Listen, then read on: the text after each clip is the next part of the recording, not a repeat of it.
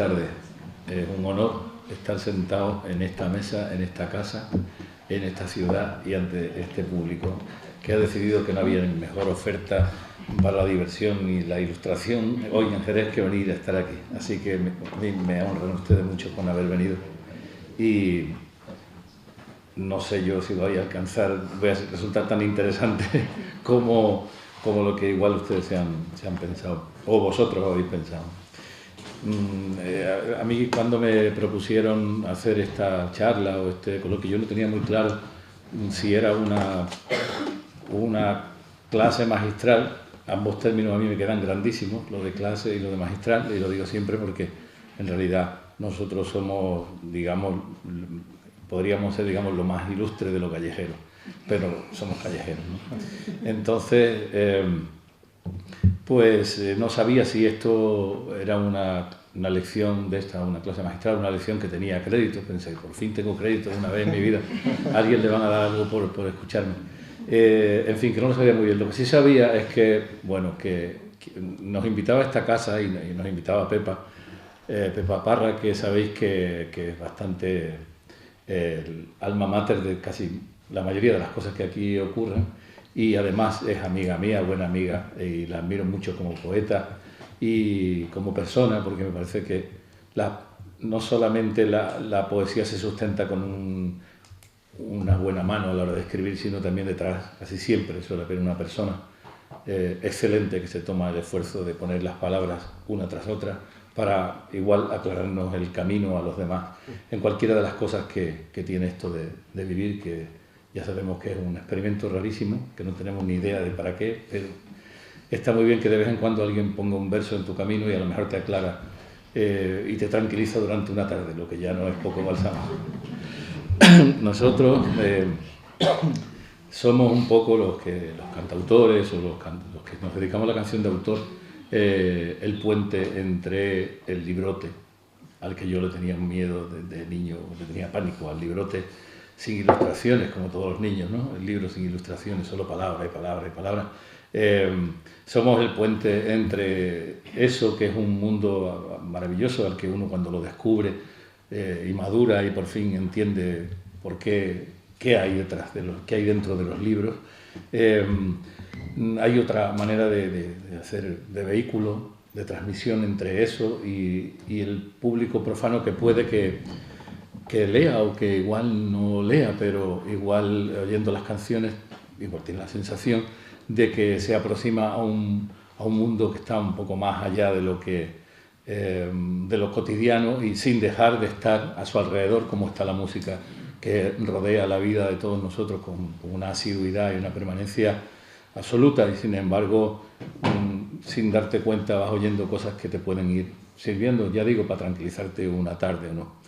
De ese pánico al libro sin ilustraciones que casi todos los niños tienen, y yo me negué siempre a matar al niño que llevo dentro, la música, por otra parte, me daba me tenía la mar de entretenido y me tenía muy, no sé cómo decirlo, me contentaba mucho, me aliviaba, me ponía colores en mi vida. Y en una casa donde había pocos libros, la verdad es que había pocos libros en mi casa, mi padre sí era buen lector, pero como era un currante y se pasaba todo el día fuera, pues cuando leía cuando podía y cuando no se echaba unas siestas de estas realmente reconfortantes que le venían muy bien para seguir peleando por nosotros, ¿no? El caso es que los libros estaban allí, yo estaba aquí, estaba la guitarra por en medio y algunas canciones con algunas letras que yo cantaba un poco por inercia sin saber muy bien si al cantarlas uno se tiene que responsabilizar de lo que está cantando o no. Entonces yo cantaba lo mismo en inglés que en español y cantaba cosas muy, muy variadas, simplemente porque la música ya digo, ponía colorines en mi vida, ¿no? Ponía las ilustraciones que el libro no tenía, ¿no? Después tuve un profesor que se llamaba Otto Wagner, que usted diréis, ¿y de dónde era? Pues era de Cádiz. Pero un lunático maravilloso que nos hacía cosas como, por ejemplo, meternos en el vapor, en el difunto vapor del puerto, y nos llevaba a Cádiz y nos decía, tenéis que pedir a vuestros padres que os den un dinero que vamos a comprar un libro. y nos llevaba a la librería Manuel de Falla, me acuerdo perfectamente, que es una de las históricas de Cádiz, y entonces pues compramos unos libros y veníamos, y luego volvimos en el barco leyendo cada uno un pasaje del libro que había comprado. Había habido gente que había comprado un libro sobre el Betis y otro que había comprado un libro, para quedar bien con el profesor, había comprado un libro de, yo qué sé, de quien fuera, ¿no? Yo recuerdo que compré un libro de Edgar Allan Poe, pues estaba yo en un momento de adolescente misterioso. Y entonces, pues, bueno, y me alabó el gusto, me dijo: es usted un chico un poco raro. Sí, yo no sé, yo con tal de que me pusiera una nota, yo haría lo que él quisiera, ¿no? Pero era muy curioso porque este loco maravilloso no nos dejaba tomar apuntes en clase. Decía que lo más importante era lo que nosotros pensáramos y no lo que nos dijeran. Y nos dijo que de la desobediencia a lo que te inculcan casi siempre sale pues la libertad de opinión y de movimiento. Todo esto yo en aquel momento yo estaba a ver si ligaba y eso no tenía ninguna aspiración de trascender en la vida ni nada de eso, ¿no? Pero de pronto un tío como ese te hacía ver que en los libros, porque él siempre hablaba, traía libros y los leía fragmentos y nos tenía la mar de entretenido, y luego hacía experimentos con nosotros. De pronto se comía un yogur en clase sin decir nada. Llegaba, se comía un yogur y todo, imaginaros, ¿no?, las carcajadas, y una bulla tremenda de chavales de 15 años. Y luego nos contabas que había intentado experimentar qué sensación nos provocaba cuando esperamos que un profesor, que es la cosa más rigurosa del mundo, que nos puede suspender, llegaba y se comía un yogur delante de nosotros, ¿no? Y, en fin, a ver cómo nos comportábamos. Él hacía sus estudios y nosotros los nuestros. Pero quiero decir que de pronto, de la forma más rara y peregrina, aparece quien te descubra las letras, ¿no? Y ese libro trajo otros, unos relacionados muy con la época en la que yo era adolescente, que recuerdo que era El mono desnudo de Desmond Morris, que yo leía a escondidas debajo de los apuntes, lo tenía abierto hasta que un día mi padre me pilló y me amonestó físicamente. Pero yo creo que en el fondo le gustó que leyera, porque en casa, digo, él era el lector y el único que tenía así realmente afición. Entonces, bueno, entraron los libros en mi vida mientras entraban las canciones, y mientras uno va rebajando, digamos, el nivel de exuberancia hormonal, incorporando otras cosas para tranquilizarse, dándose cuenta de que no por mucho perseguir a las chicas iba a conseguir nada, si no tenía algo que ofrecerles y algo que contarles. Y en eso la canción, pues como decía Serrat con gran razón, pues le acercaba a las chavalas, y eso era un privilegio, ¿no? Luego resulta que, claro, poquito a poco ya eso se convierte en otra cosa. Mi afición a la música se fue multiplicando y complicándome también la vida, porque ya no me contentaba con cantar aquella canción que tenía 3 acordes, ya quería otra cosa que fuera más sofisticada, ya no quería cantar solo las letras de otros, sino escribirlas yo. Y me acuerdo que yo vivía en Barcelona, que fue donde yo arranqué a cantar, y cantaba canciones de Bob Dylan, Serrat, Loli Manuel, y yo qué sé, era un guirigay tremendo, ¿no? Y empecé a componer las mías, y entonces pues un día llegué y canté 2 o 3 de las mías, y me dijeron que cantara las otras. Dijeron: canta las de antes, que te salen muy bien. Y yo: no, pero es que yo quiero ese, pero ya, más para adelante. Creo que aquellas se ve que las hacía bien y las tocaba y las cantaba bien, y entonces era suficiente para ganarme las 500 pesetas por más de 4 horas de canción que me pegaba cada día del mes, y así durante unos cuantos años. Pero eso me estimuló a soltarme de la mano de Serrat y de Dylan y de otros, y mientras tanto seguía leyendo y seguía escribiendo mis canciones, y poco a poco llegó el momento en que ya sentí la necesidad y un poco también el ponerme a prueba a ver si yo servía para esto, y presenté mis canciones en una discográfica, y grabé un disco, y de ahí vino otro, y así seguimos, ¿no? La cosa de literatura y música. Las canciones no son literatura, pero sí lo son también, en el sentido de que están un poquito más allá o sea, un poquito más lejos que el cuento breve, o el relato breve, o el cuento, y sin llegar a ser un haiku, ¿no? Un poema de estos así de 2 versos, ¿no? Sino que tiene una función puente en la que uno puede contar o debe contar una historia como si fuera una secuencia fotográfica y contar lo que un escritor se toma todo un libro para ponernos en ambiente de saber quién es el personaje o cómo son los personajes de su novela y en fin, construir un libro profundo, largo, en el que nos cuenta toda una historia y nos tiene mucho tiempo entretenido. A nosotros no nos dejan más que de 3 en 3 minutos.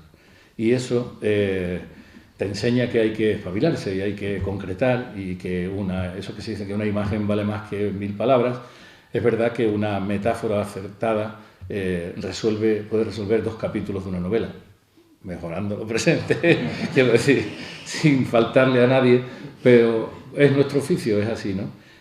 A mí me gusta que tengan esa cosa de cuento, de relato breve, en el que hay todo, hay un par de momentos literariamente, digamos, más brillantes, pero no falta un momento de reflexión, mucho de emoción, para que el que lo oiga de pronto sí se conmueva un poco, incluso que sufra, ¿no?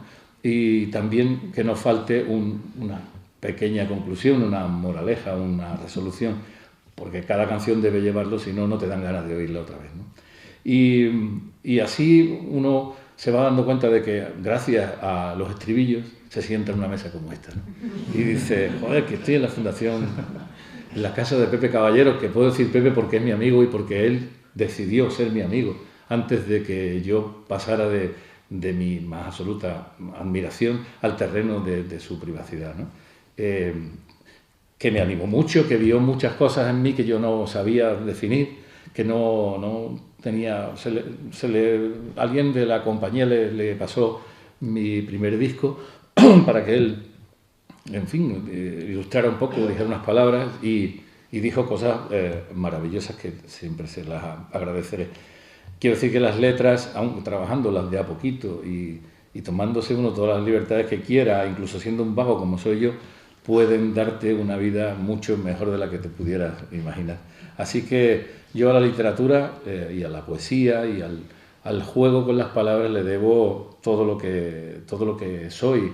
Han pagado mis cuentas, casi todas, todavía tengo alguna pero cortita, me han proporcionado cosas tan estupendas como disfrutar de la amistad de escritores y poetas que tienen una sombra tan alargada que a mí me producen bastante respeto y que yo me hago el chulo cuando estoy con ellos, pero ellos no saben lo que yo estoy pasando por dentro mientras estoy con ellos, ¿no? Pero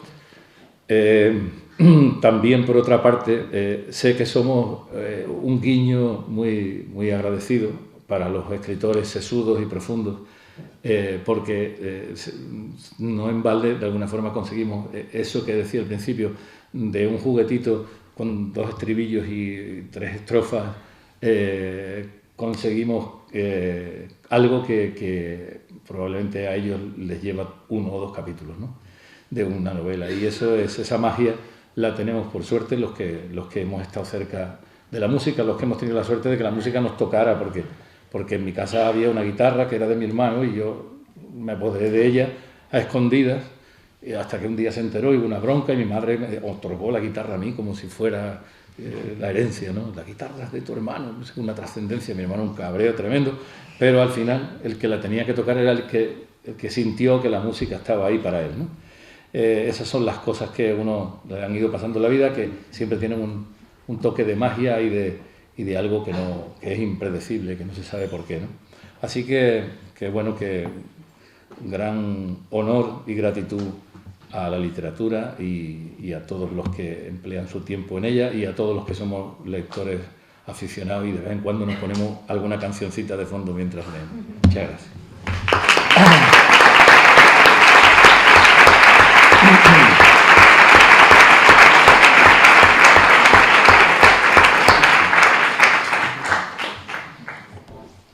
Ahora es cuando empieza el diálogo. O la batalla. La batalla. Bueno, vamos a empezar, bueno, yo tenía aquí muchas preguntas, ¿no? Pero vamos un poquito a empezar por eso, ¿no? Por las relaciones, aunque iremos un poco intentando tocar otros mundos de Javier, a lo mejor insospechados incluso para los propios admiradores, de dónde viene, ¿no? Esa música de Javier Ruibal, que es un poquito una pregunta que muchos seguidores se pueden hacer también, ¿no? Yo quería empezar, aunque me da un poquito de reparo hablar de la generación del 27, estando muchos expertos, seguramente más de un experto por aquí, estando también Pepa, estando Manolo Bernal, ¿no? Que ha escrito tanto sobre la generación del 27, el propio Pepe jugado aquí con nosotros. Pero claro, es ineludible hablar de Lorca, ¿no? y de Alberti, ¿no? Que al fin y al cabo han sido poetas cantados por Javier Alberti. La sensibilidad, digamos, de Alberti, la sensibilidad que da el puerto de Santa María, es el mismo mar compartido. Yo creo que es innegable, ¿no? La vinculación de Rafael Alberti con Javier Ruibal. Y para ello quería introducir muy brevemente, también así de paso también recordamos a otro gran poeta, Manuel Mantero, algo que Mantero decía de Alberti, que también nos puede servir un poquito de introducción para que Javier nos hable de esa relación, de cómo se acerca un cantautor a la poesía, también con esa veneración, porque bueno, Alberti y Lorca son como dos monstruos, ¿no? de la lírica, y siempre hay me imagino que debe ser un tanto como impactante, ¿no? El acercarse a la poesía y hacer algo realmente digno y que a la gente le pueda gustar, y luego esa poesía de Lorca y Alberti trascienda en distintos escenarios. Dice Manuel Mantero de Rafael Alberti: siempre he pensado que ponerse frente a la obra de un escritor comporta un riesgo trágico, el de exponerse a repetir lo pronunciado o a aplicar una visión de particularidad espacial o temporal a lo que significa otra cosa por su resbaladizo apresamiento. Pero sí procede partir de hechos, de poemas diferentes para por inducción llegar a un principio general, y este principio general es para mí el valor visual de la poesía de Rafael Alberti. El poeta portugués tiene un ojo universal. Todo le entra por el ojo. Entrar por el ojo en Andalucía quiere decir golpear en la sensibilidad de uno. El mundo de Alberti corresponde, pues, al de un pintor, aunque un pintor, no lo olvidemos, con conciencia de su poeticidad. El universo repercute en la retina pictóricamente, pero la elaboración de lo expresado es del poeta. Esto nos viene muy bien también por las relaciones de literatura, ¿no? y otras artes, ¿no? También la pintura, ¿no? También yo ahora que estoy terminando un libro sobre Aute, me apasiona mucho eso del pintor también poeta, que también tiene mucho que ver, pintor y cantautor en este caso también, tiene mucho que ver también con esas relaciones que se establecen, ¿no? Entre distintas artes, ¿no? Y con Alberti también. Esto enriquece colosalmente a la poesía de Alberti, incluso en mayor proporción que la de García Lorca. De ahí que muchos lo prefieran al granadino sin preguntarse por qué. Y es que el verso en Lorca nace de la música, oído, y en Alberti de la imagen, ojo. Basta esta diferencia para derribar las opiniones de los que incluyen a los dos grandes poetas en un mismo apartado. Hay que pensar, meditar ante lo que se tiene delante y no generalizar superficialmente, dejándose llevar de algunas concomitancias de temas populares o de formas estróficas empleadas.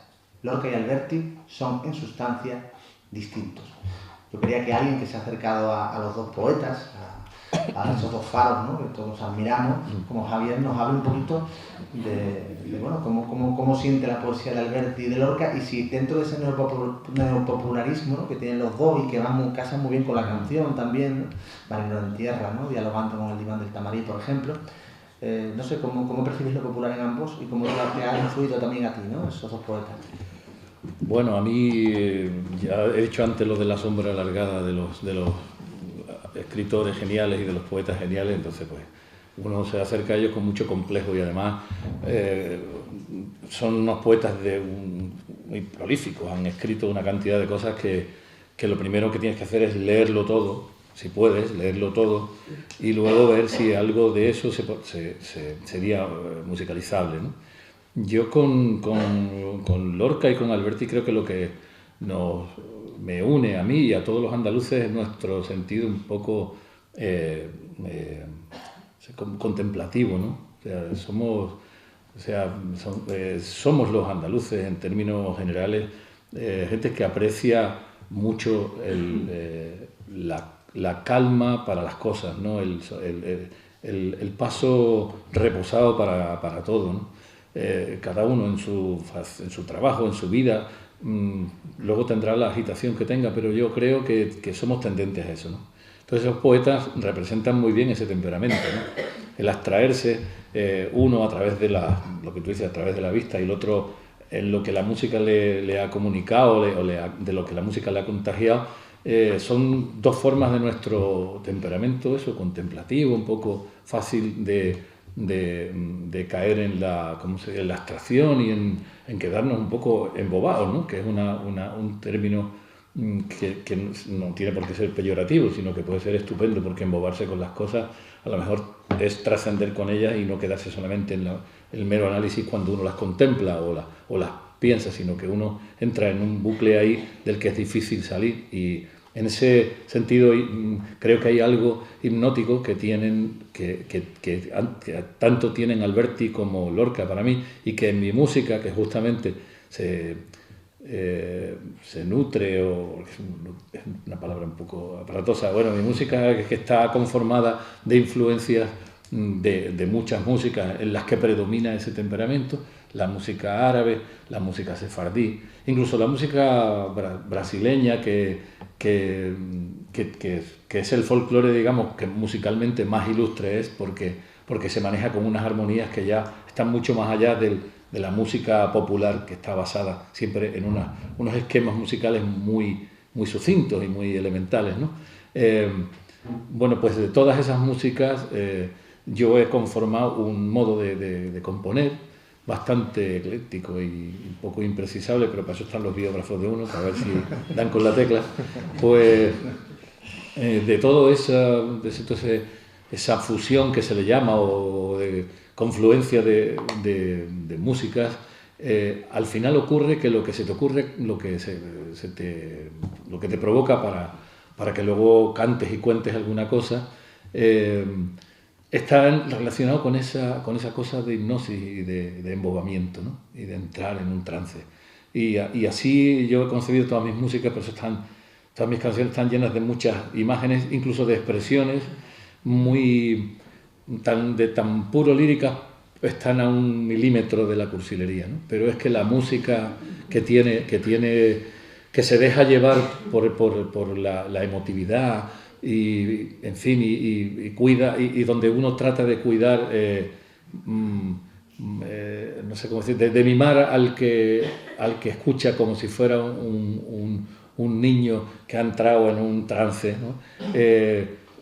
Uno no pierde, uno quiere que en esas músicas el que la oye, el espectador, se deje llevar a un lugar imposible o a un lugar posible, pero muy lleno de imaginación y de imágenes bastante poco prosaicas, ¿no? Poco callejeras, aunque alguna canción también escribo que tiene que ver con la vida de la calle y lo cotidiano, pero me interesa mucho más la ensoñación, la fábula.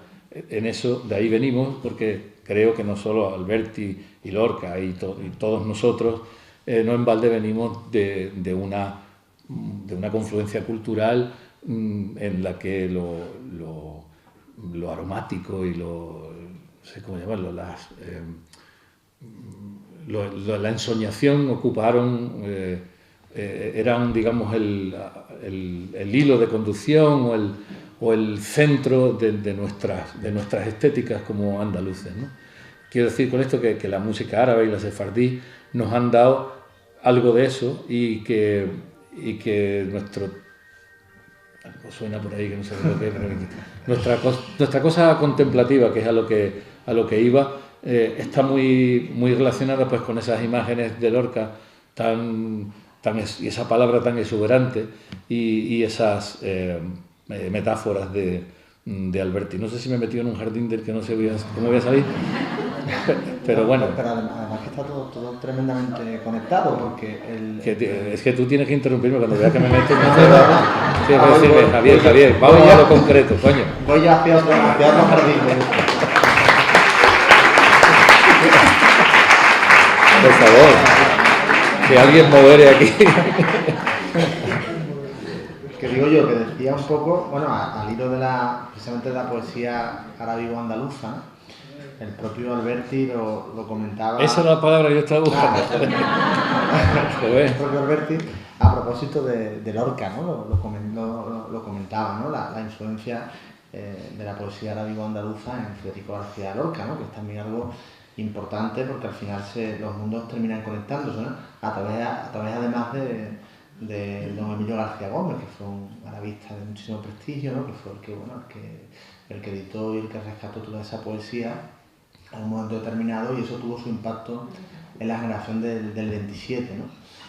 Él hablaba de una poesía, precisamente, ya de Brennan, apoyándose en Emilio García Gómez, decía que la poesía árabe española, con sus imperfecciones tonales, dominaba la voluptuosidad y sensualidad propias de las artes de Oriente, ¿no? Esto nos permite también hablar un poquito del arte oriental, ¿no? Siempre se ha dicho que es un arte de superficies, pero que en sus mejores momentos vibra de un modo muy singular, ¿no?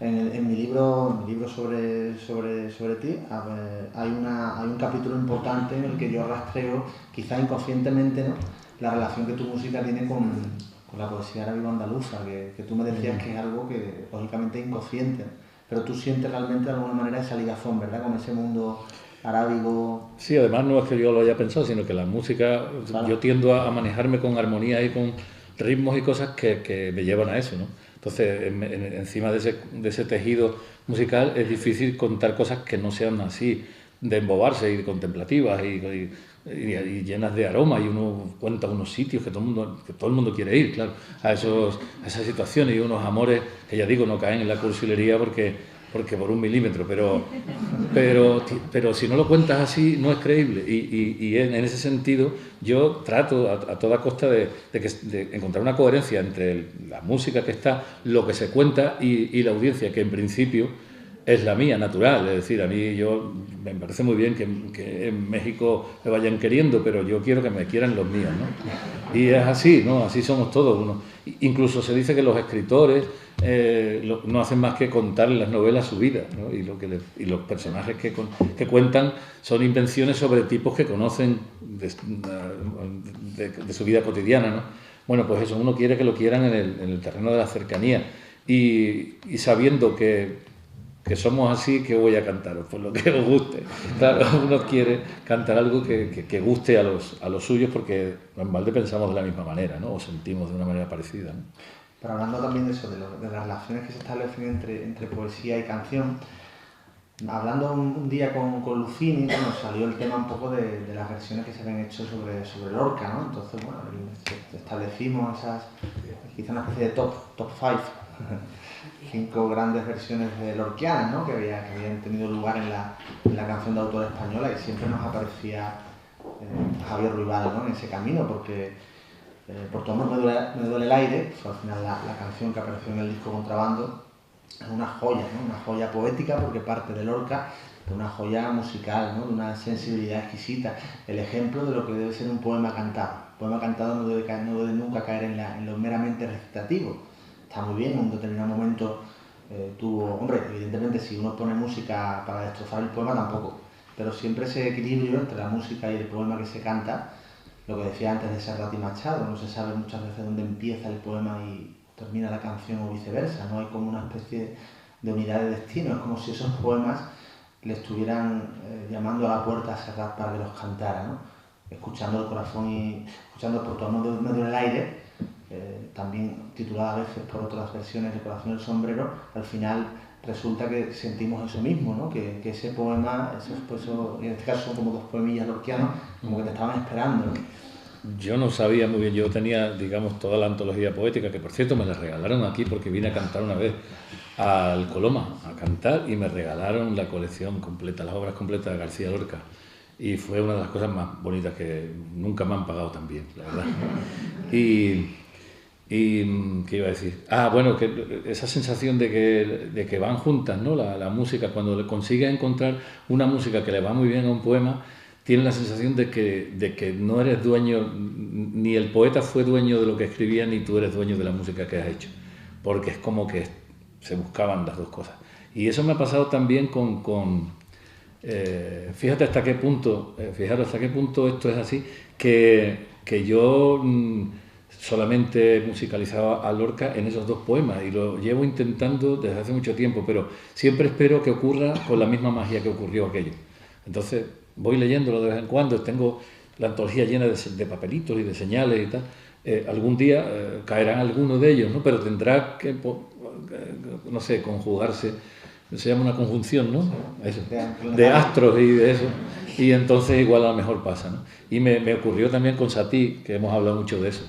Erik Satie, que me parece que es uno de los músicos más maravillosos que ha parido la humanidad, pues me ha pasado en 2 ocasiones con 2 piezas suyas, y entre la primera, desde que la oí por primera vez y tuve el deseo de ponerle letra hasta que lo hice, pasaron 16 años. Y la segunda pasaron desde 9 o 10 años, desde una y otra. En esto quiero volver a incidir y a insistir en que creo que el hecho creativo tiene que darte la sensación de que te ha tocado, los astros se han conjugado, te ha tocado, las musas te han tocado con su dedo, ¿no? Si no pasa eso, te sientes que estás a macha martillo queriendo ponerle ahí una letra a una música, o al revés, ¿no? Y lo bueno que tienes es que una vez que eso pasa, si pasa, a partir de ese momento cantas aquello con un sosiego y con una desvergüenza absoluta. Es decir, que yo presumo de cantar a Lorca con esa música porque supongo que si él hubiera conocido esa música no me la chafaría ni me la rechazaría, diría, muy bien. Y tengo la misma impresión con la pieza de Satie. Claro, eso no quiere decir que yo lo piense que sea verdad, pero tengo esa sensación y es importante componer y crear en ese estado de ánimo de que la magia está ocurriendo, ¿no? Decía José María García que el halago debilita. Yo cuando escuchaba a Super García en la Hora Cero hace muchísimos años... Que de vez en cuando decía cosas también, ¿no? Que no eran de fútbol. No todas.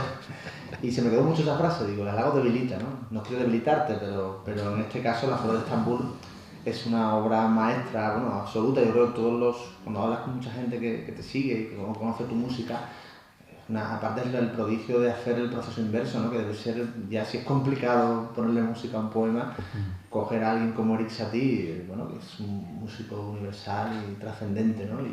Y llevarlo a tu terreno también, porque al fin y al cabo, si uno escucha a Satie, por ejemplo, ha sonado en películas, por ejemplo, Fuego Fatuo, de Louis Malle, una película de un existencialismo perturbador, en el que Satie de repente entra en un territorio de melancolía impresionante, con ese Maurice Ronet que termina además suicidándose en la película. Yo he destrozado la película si queréis verla, pero bueno, es muy conocida, Fuego Fatuo. En Chocolate también, Chocolate. No, pero digo que escuchas a Satie en esa película, ¿no? Tan existencialista, y de pronto Satie en tu voz pues se produce un giro, ¿no? Tremendo de luminosidad, ¿no? En el que consigues darle otro concepto, ¿no? al propio músico, ¿no? Yo no sabía una cosa que también, por reincidir en la cuestión de la magia, igual yo es que soy un ingenuo y quiero estar siempre como el chiquillo, para que lo que le pase como que todos los días son el día de los Reyes Magos, ¿no? Y te traen un regalo, pero así concibo yo el hecho de componer y de escribir. Y cuando leí de dónde venían las piezas estas de Satie, que son las Nocien, se escriben, si ustedes quieren luego se lo apunto a mano, pero las Nocien, que son unas piezas musicales que tienen mucho de orientales. Y este hombre las escribió después de haber visto y oído danzas y músicas de Oriente en la Exposición Universal de finales del siglo XIX, ¿no? O principios del XX, ahora mismo no lo sé porque yo para las cifras también soy un poco fracaso.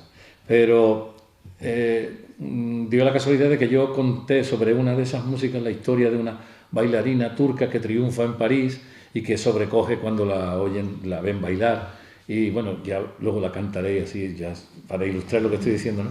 Pero ese hecho de que yo asocié esa música con esa imagen de la bailarina que triunfa pisando la soberbia de Occidente, resulta que muy bien podría haber ocurrido antes, o sea que él igual compuso esa música viendo esas danzas, ¿no? Y claro, de pronto te da un repelús tremendo, pero también te da mucho gusto porque hasta en eso las cosas confluyeron de tal manera que consiguieron una coherencia que yo no sabía que tenían, ¿no?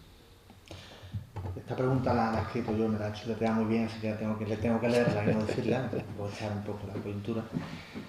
Bueno, quería también profundizar, al hilo de lo que estás comentando, en el concepto incluso de mediterraneidad, ¿no? Que también Baña hace poquito escrito yo un libro sobre Serrat, sobre el disco Mediterráneo. Cuando esa canción aparece en el año 71, era realmente novedoso, ¿no? Que alguien utilizara el Mediterráneo como patria, ¿no? Como un concepto que une muchas culturas, muchos pueblos, ¿no? Hay un libro que os recomiendo de Daniel Rondó, titulado Tánger, Alejandría y Estambul, las tres puertas del Mediterráneo. La flor de Estambul o la rosa azul de Alejandría nos evocan esa mediterraneidad y ese amor también hacia Oriente y su sensualismo. Tú que eres hombre de mar, además, acodado a una balaustrada donde se ve el Atlántico, ¿cómo sientes esa mediterraneidad en tu propia obra, ese concepto también de frontera de estas ciudades, de Estambul o Alejandría, ¿no? Que son ciudades también muy paradigmáticas, ¿no? Muy míticas, ¿no? Y que tú además, digamos que incorporas perfectamente a tu propia obra?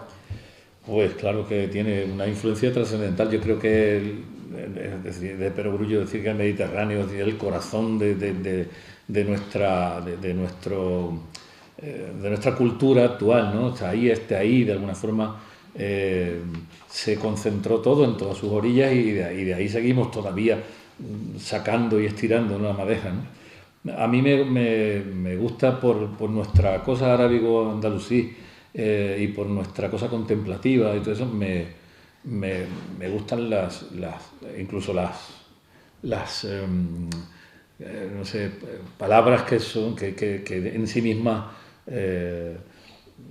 tienen algo maravilloso, ¿no? Que ya sin decir nada más tienen algo como que se espera que ahí hay una historia importante. Y entonces lo sonoro, simplemente de la palabra, decir la rosa azul de Alejandría, en sí mismo, sin que cuenten nada, ya tiene una sonoridad y es una cosa que provoca interés, ¿no? Cuando menos, ¿no?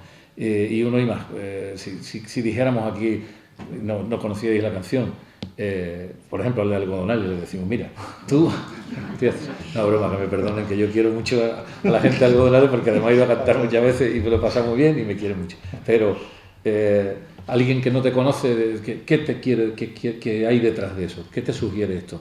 Cada uno escribiría una cosa, pero probablemente todo sería de una gran exuberancia de pasiones, ¿no? Quiero decir que eso también nos lo da el Mediterráneo, ¿no? Nos ha dado las palabras que son mágicas, ¿no? Y que tienen algo especial. Yo en mis canciones uso mucho, claro, todos los autores de canciones usamos muchas expresiones que tienen, que en sí mismas, sin contar la historia, sin saber, a lo mejor ha pasado que te han dado una canción, como me ocurrió con La Rosa Azul de Alejandría. Primero tuve el título y después dije, bueno, ¿y ahora qué es La Rosa Azul de Alejandría? Y ahora, ¡buah!, te tiras al pilón y escribes, ¿no? Y lo mismo me pasó, por ejemplo, con otra canción que no tiene nada que ver con esto, pero que en sí misma ya encierra todo un mundo de posibilidades, como es Pensión Triana. Que no sabes por qué, pero resulta que aquello te dice, aquí hay una historia, ¿no? Y te la inventas entera, porque luego te preguntan, ¿y la pensión Triana dónde está? Y en ninguna parte. Bueno, un poquito de muchas pensiones que uno ha conocido o que ha leído en los libros y ha visto en películas y tal, ¿no? Pero bueno, es el poder mágico de las palabras y esperar de ellas cosas asombrosas, y eso es muy de nuestra cultura mediterránea, ¿no? Pues tenemos que corregir algo del libro, porque tú me dijiste que estaba en Algodonales, la pensión Triana. Tengo que cambiarlo ya eso. Pero tú cuando nos vean en Algodonales... por todos lados. Otra preguntita que tengo aquí muy bien preparada. El poeta ignora lo que hace, ignora su obra. Dice el poeta siro-libanés Adonis, que consideraba al lector como un creador, porque es el que mejor puede conocer la creación del poeta. Sigo sin estar seguro de mi poesía, afirmaba Adonis. Nos viene muy bien Adonis por la relación Oriente-Occidente, ¿no? Escribo y olvido porque pienso que el creador siempre está conociéndose. Traslademos esto de Adonis al ámbito de la canción, estrechando lazos entre el oficio del versificador, para eso estamos aquí, y el del cantor. ¿Cómo viene una canción? ¿Hasta qué punto un oyente pudiera transformar una canción o llevarla por territorios insospechados? ¿Qué piensas tú de eso? ¿Te han sorprendido interpretaciones que se han hecho? Porque yo lo que decía antes, es que cada uno de pronto ve una película, se monta su propia película en la imaginación, oyendo la canción, incluso ya leyendo solamente el título. Pero a mí me pasa igual, es decir, que yo empiezo a buscar y a sorprenderme de que de pronto se me haya ocurrido una cosa así, y en cuanto que aquello está medio bien, pienso que lo he copiado o que no me acuerdo de que lo he leído, porque dices, esto cómo va a ser, esto, y me pasa mucho, y además últimamente lo hago, tenemos internet, señores, que es que tú entras y pones ahí tu frase y te sale todo el que ha dicho lo mismo que tú, y si no, pues alegría, a seguir con la canción, ¿no? Pero es verdad, y creo que esa vuelve a la misma cosa de la magia o del descubrirse, como está diciendo este hombre, ¿cómo se llamaba? Adonis. Que constantemente se está sorprendiendo de lo que le está pasando, ¿no? Y que no se siente dueño de lo que está haciendo, y al final es el otro el que, hablando de Adonis, el que retrata tu belleza. Dice, mira que el poeta que bien ha estado aquí, ¿no? Pero siempre son azares, ¿no? Siempre. A menos que te digan, escribe sobre tal cosa, que a veces me ha pasado. Mira, voy a aprovechar, voy a leer una cosa que me encargaron, que es un poquito larga, no voy a aburrir, pero espero que no aburra. Ha venido perfecto porque no tenía ninguna pregunta a mano. Bueno, me pidieron que hiciera para espérate, a ver si encuentro esto. Para un estreno que hizo Sara Vara sobre Medusa, y me pidió que escribiera, porque habían hecho una obra que solamente tenía danza y música, o sea, danza flamenca, baile flamenco y música flamenca, y algunas otras músicas que habían sacado por ahí, pero no había texto ninguno, ¿no? Entonces me dijo, ¿por qué no escribes? Y claro, yo que ya llegar a 10 estrofas me parece una proeza increíble. Lo curioso fue que me lo encargó y me puse y tardé más o menos una semana en escribir 3 pasajes que son... el primero se llama El asombro, cuando Medusa queda, por la violación de Poseidón, queda embarazada y es expulsada por Atenea del templo porque ella era una vestal, era, que lo diga la gente que sabe de esto, bueno, una sacerdotisa del templo y entonces es expulsada y condenada, y no solo eso, sino que además encima quieren cortarle la cabeza y mandan a Perseo a que le corte la cabeza, la maldicen, el que quiera que sea mirado por sus ojos se convertirá en piedra, en fin, una de esas cosas, una tragedia griega, vamos. Y entonces me pidió que escribiera lo que un actor hace en el relato y dice mientras va transcurriendo la obra en diferentes momentos, ¿no? Entonces, lo primero es el momento en que ya...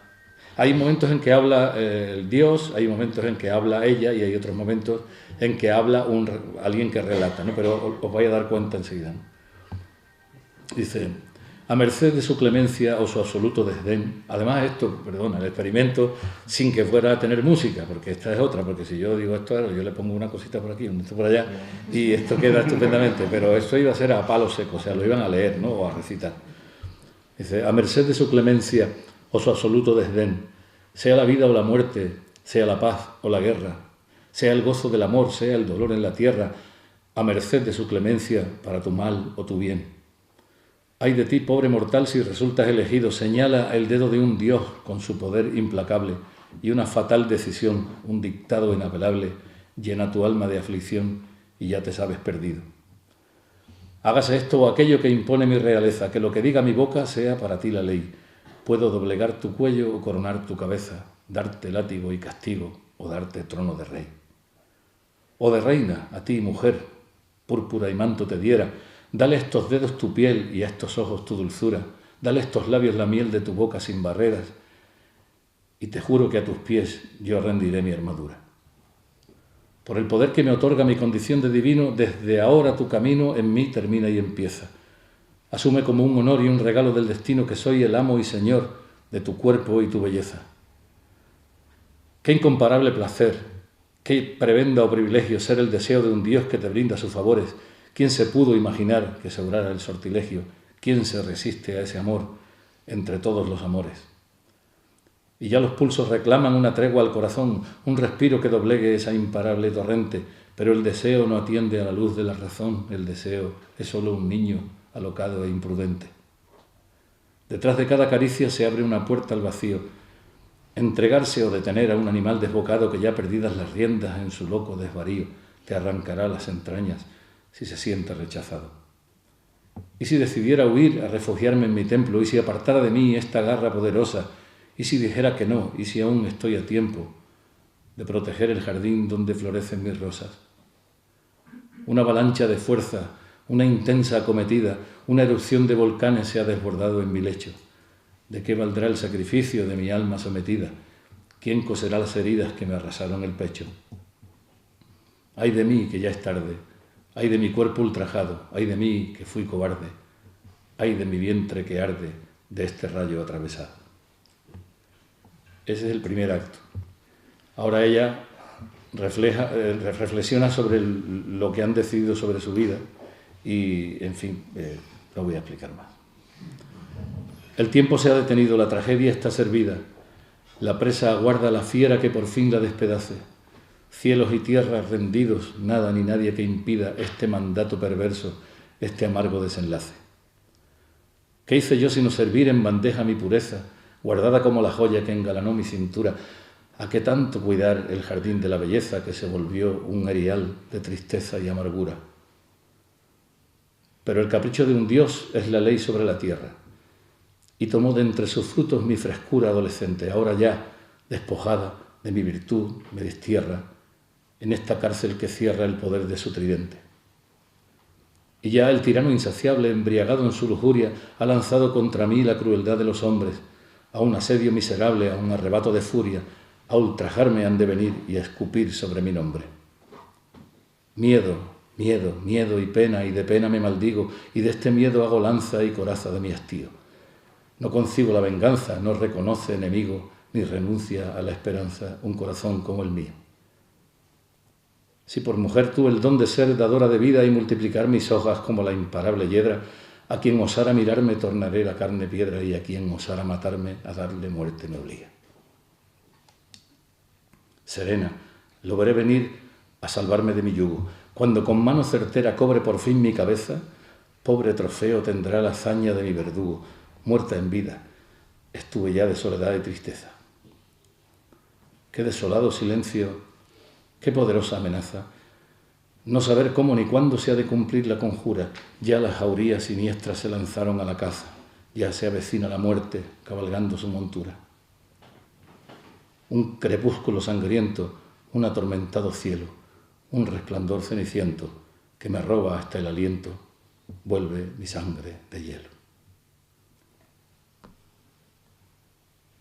Y el final, cuando ya la barbaridad se ha consumado. Un despecho sin sentido, una cólera infinita, hace y deshace a su antojo del mundo y sus criaturas. Un paraíso perdido, una promesa marchita, nada se escapa a los ojos del horror y la locura. Ya cumplida la sentencia, ya pasada la agonía, ya satisfecho por fin este infame desvarío, una losa de prudencia, de temor e hipocresía, una silente amenaza, un desamparo sombrío. Pero no termina aquí la desgracia y el abuso. La piedad es un despojo arrojado al precipicio. En el reino del escarnio el amor es un intruso. De nada vale, mujer, entregarse al sacrificio.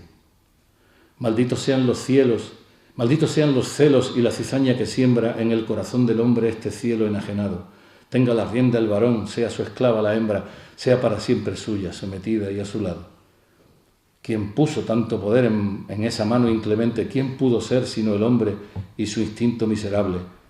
Dioses hechos a medida de su soberbia insolente, a imagen de su codicia y su ambición indomable. No te reserva, mujer, ni una palabra la gloria.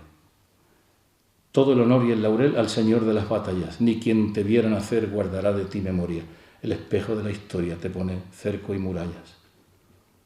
Mas todavía el amor no terminó su andadura, no ha acabado la partida. Sigue en alto tu nobleza, sobre el llanto y el dolor triunfará la ternura, la aurora de la justicia apenas se despereza.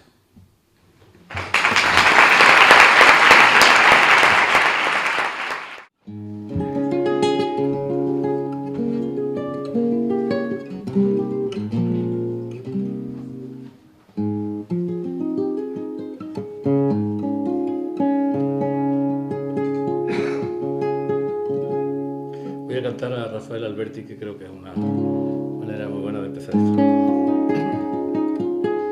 De Marinero en Tierra, Sueño.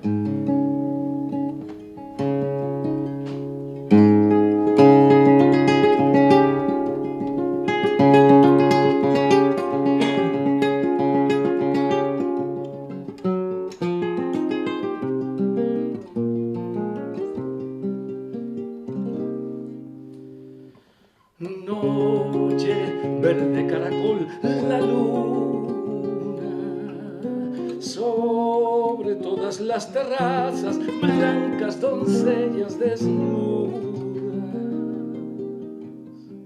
remadores a remar, de la tierra emerge el globo que ha de morir en el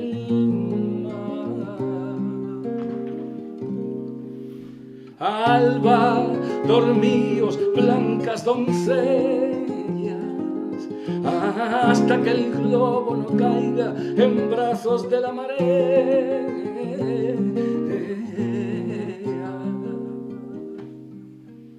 Remadores a remar, hasta que el globo no duerma en las gargantas del mar.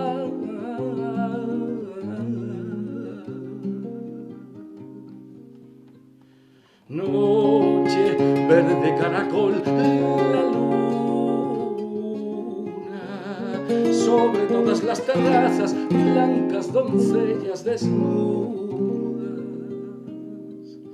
remadores a remar, hasta que el globo no duerma en las gargantas del mar.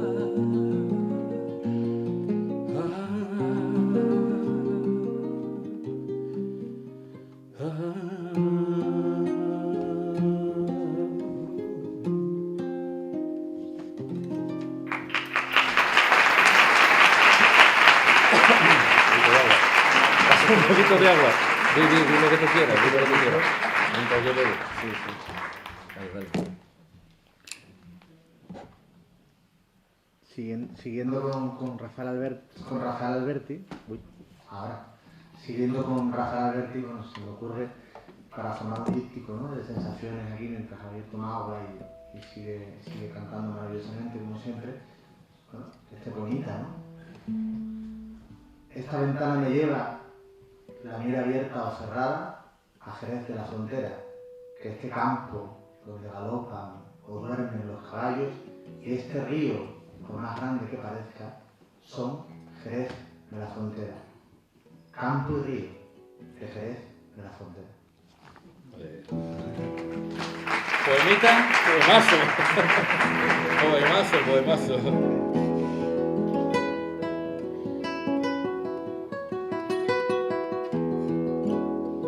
De Federico, por tu amor me duele el aire.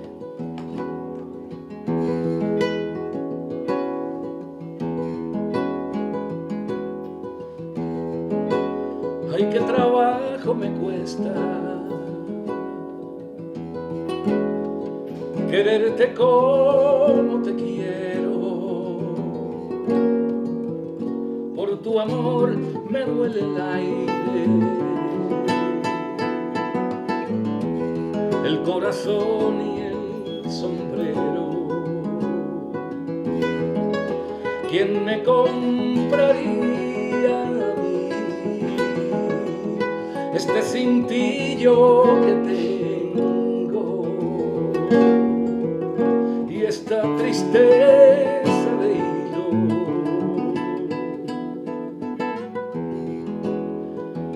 Blanco para ser pañuelo. La mar no tiene naranjas ni Sevilla tiene amor. Morena que luz de fuego, préstame tu quitazón. Me pondrá la cara verde, zumo de lima y limón. palabras pececillos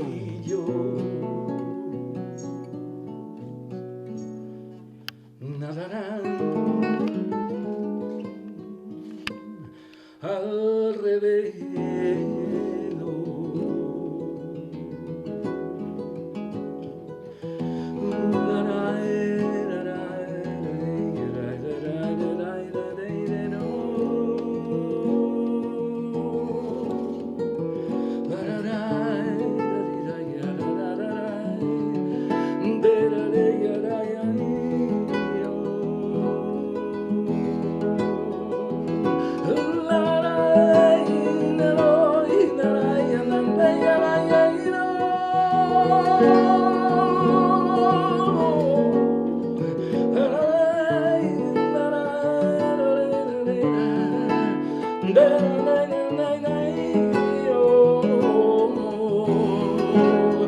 ¿Quién me compraría a mí este cintillo que tengo y esta tristeza de hilo blanco para hacer pañuelos? Ay, qué trabajo me cuesta quererte como te quiero. Por tu amor me duele el aire,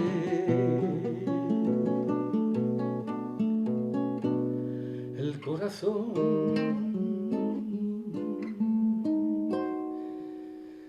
y el sombrero.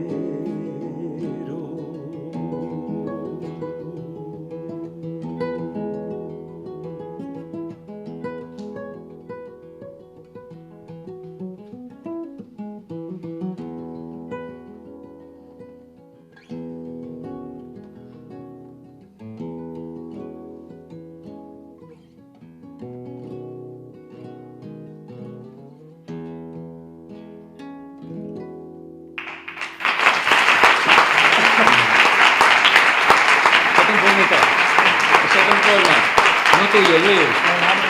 Échate uno tuyo.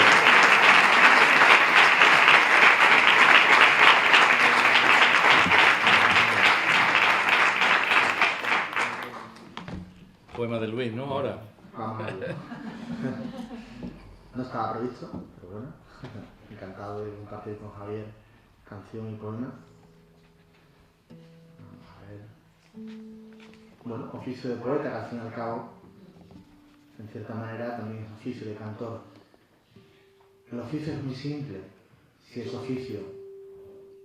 Uno llega, se acomoda a la silla, embarulla palabras y piensa en lo perdido, en lo que ya no vuelve. Uno percibe el tiempo, el peso del olvido en el recuerdo, la tenaz vibración de unos acordes, la luz del bosque sagrado de la infancia. Acompaña la noche, los signos de la lluvia en los cristales, el poema ajeno que releemos hasta encontrar el tono que buscamos. Y se filtran la memoria, los espejos, la cadencia secreta del poema que concebimos a solas en lo íntimo. La soledad tiene estos ojos, estas manos, este modo de contarse las sílabas y las dudas de rondarse por dentro. El oficio es muy simple, si es oficio. Uno se acomoda, se muerde los labios y espera que algo pueda decirse. De repente, algo surge de la nada y uno comprende que el poema es un reflejo de uno mismo, pero busca el contacto con los otros. El oficio es muy simple, si es oficio. Morir un poco en cada hoja, abrazar el eco de los clásicos sin dejar de buscar la voz definitoria y conmoverse en el momento exacto en el que el verso dibuje su raíz sobre la piel.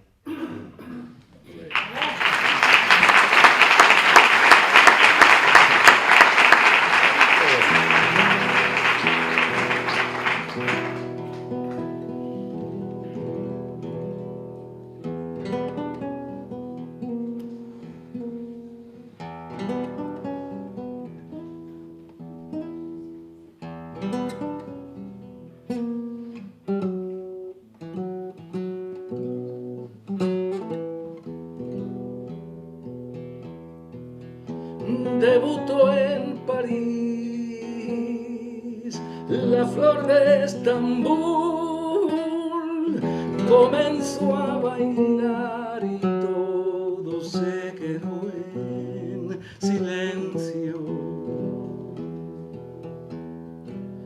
Luz en tornasol, púrpura y añil, de su mano alada hasta la gracia de su pecho.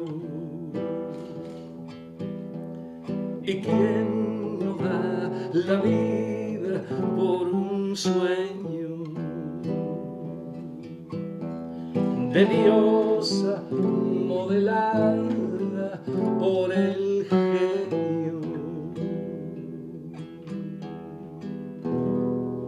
Ni favorita del sultán, ni esclava en venta en la puerta de Oriente. Ella es la estrella del Pilar, la danzarina que burló su suerte. ¿Y quién no da la vida por ser dueño del aire que se agita tras su velo?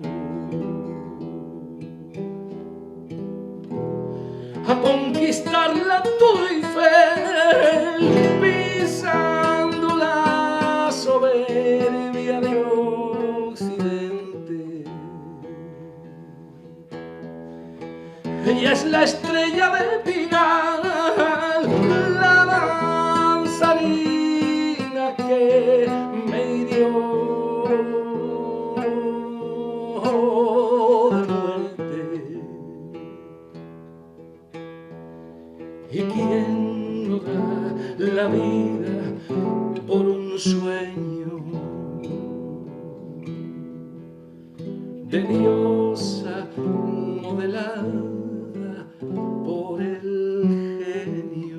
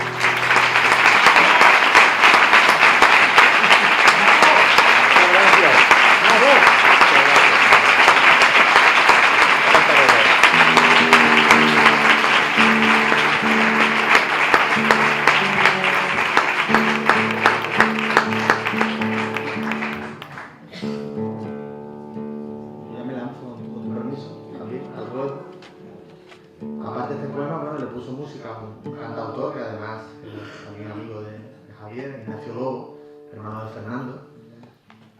Y así seguimos, ¿no? Relacionando un poquito canción con poesía.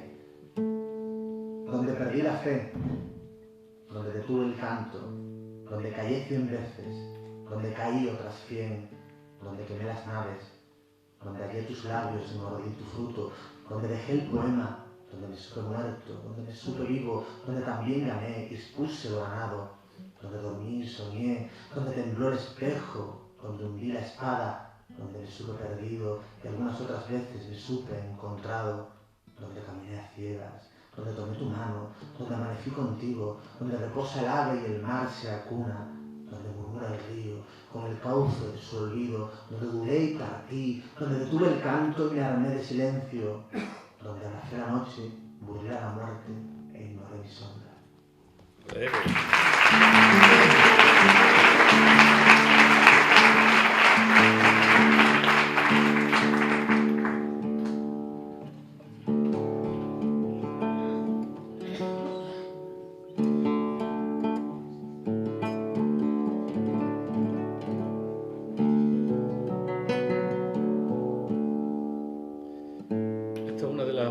cosas que he escrito para una película de Imanol Uribe que se llama Lejos del mar. Es una historia una trágica historia de gente que después de abandonar la violencia, la más gratuita, la inexplicable, bueno, toda violencia es gratuita, pero en fin, los que de pronto dejan de hacer correr la sangre y vuelven a la vida real, y la vida es como es, y no les deja otra oportunidad.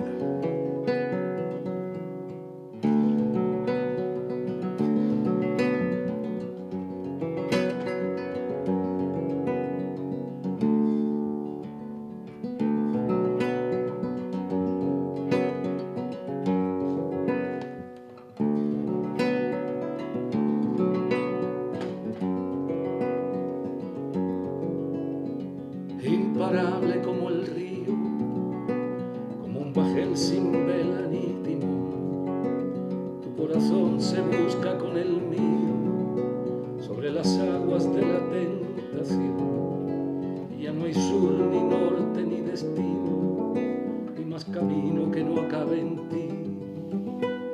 Para mi boca no hay más vino que tu vino, todo el amor es ahora.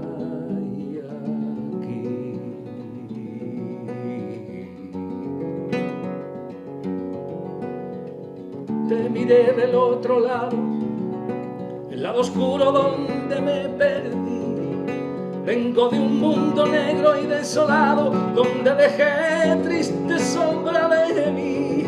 Por eso ahora llévame contigo y no volvamos nunca a ser ni tú ni yo, donde no hay Dios, ni premio, ni castigo, ni más patria que nosotros dos.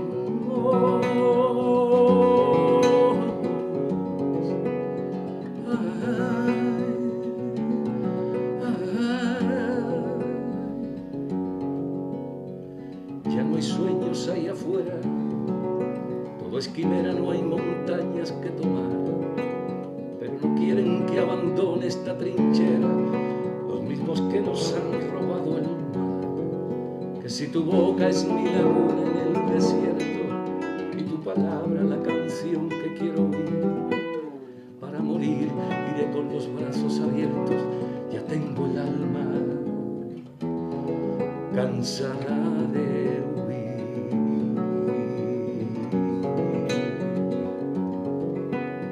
Yo llevo tus ojos por bandera y tengo al centro de tu vientre mi raíz, y sobre el mapa de tu pecho sin fronteras cosecharé el azúcar y el maíz.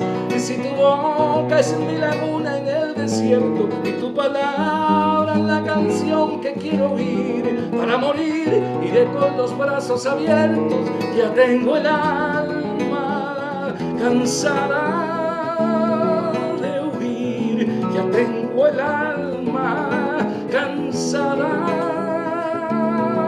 de huir, ya tengo el alma cansada de huir. Ay, ay,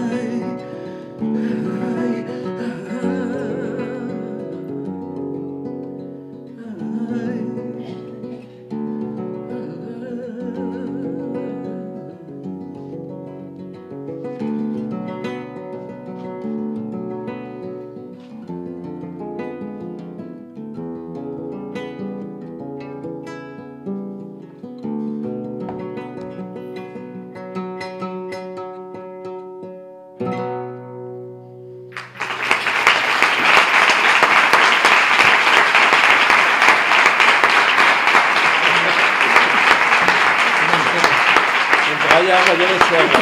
Eso es bueno, yo le echo agua. Muchas gracias.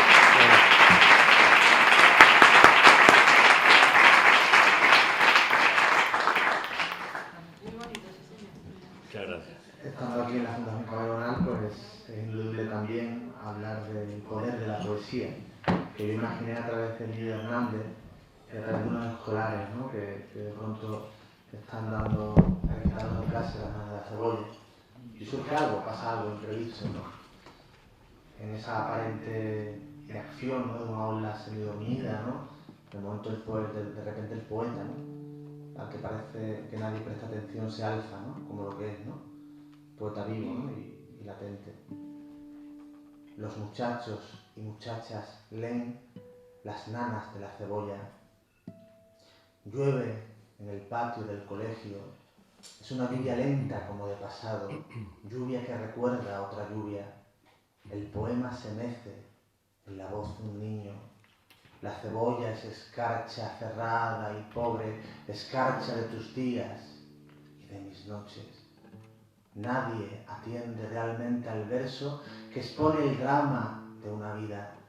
Una mosca vuela impertinente y una niña cruza en secreto con otro niño una carta de amor. Bosteza la mañana y el niño prosigue la lectura del poema. Y llueve en el patio del colegio. Es viernes. La profesora, resuelta en luna, está también muy lejos del poema. Está viajando lejos de aquella cárcel de Torrijos. Pero el poema se impone, fulmina la mosca y la carta de amor, termina conmoviendo, arrancando la pereza de los corazones. Llueve en el patio del colegio. Hoy nadie jugará al fútbol. Los muchachos y las muchachas han leído Las nanas de la cebolla.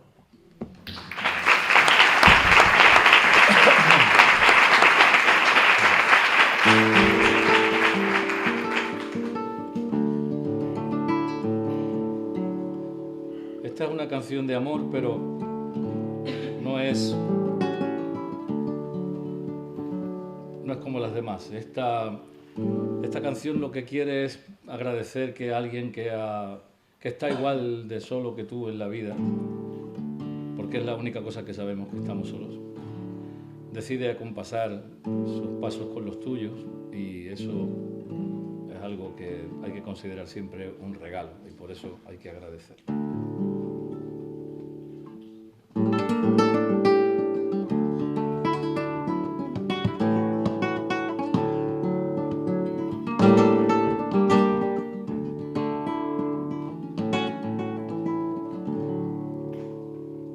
Por la comisura de los labios se va llorando una gota del amado vino de los solitarios. Por ti me pido otra copa y brindo por tu memoria y bebo a tu gloria y a tu salud.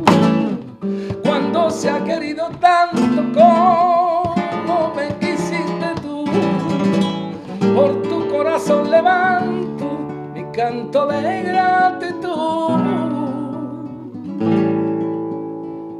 Cuando el camino era incierto, tus brazos abiertos y de par en par.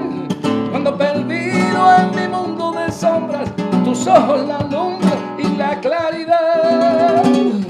Sueño que te sueño y sueño que de tu boca bebía.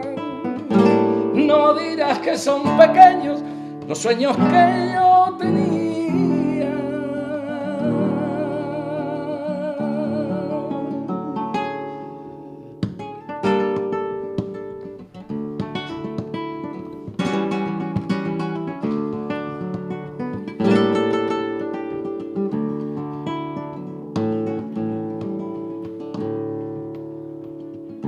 Yo no me jugué la suerte echando flores al río.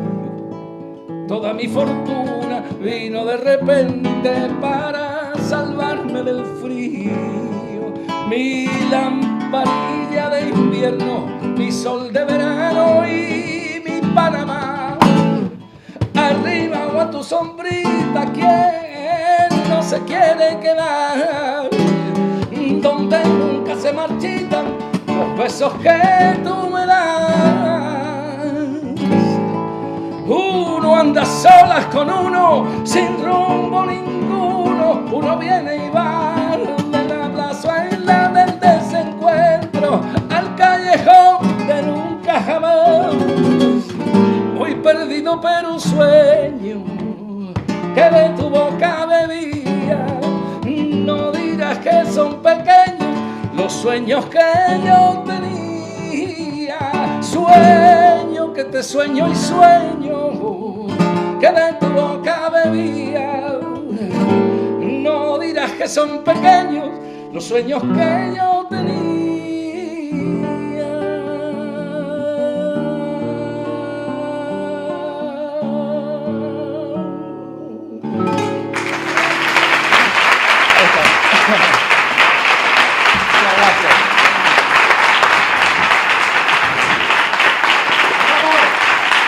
Gracias. Gracias. Muchas gracias. Gracias, gracias. Muchas gracias. Muchas gracias.